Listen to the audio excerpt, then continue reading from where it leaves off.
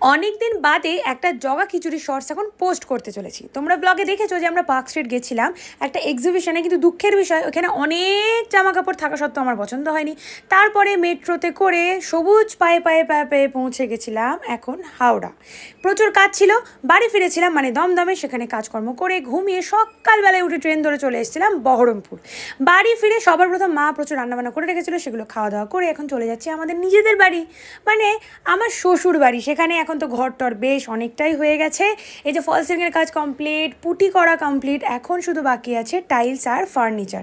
তো এগুলো দেখে এসে মনটা বেশ খারাপই হয়ে গেল। এই যে আমার প্রিয় জানলা বসতে পারছি না, আর এই যে মামনি, বহুদিন বাদে তোমরা দেখলে মামনির শরীর এখন অনেকটাই ভালো আছে, কিন্তু ছেলের কাছে আজকে প্রচণ্ড বকা খেয়েছে, কারণ আমাদের কথা চিন্তা করছিল বলে, যেটা অ্যাজ ইউজুয়াল করে। তারপর বাড়ি এসে এখন মামনির পাঠানো কাঁঠাল, আম, কলা সমস্ত ঠাকুমাকে পাঠিয়ে দিলে, আমার ও খেলো জমিয়ে বসে মামনির হাতে ছাড়ানো কাঁঠাল।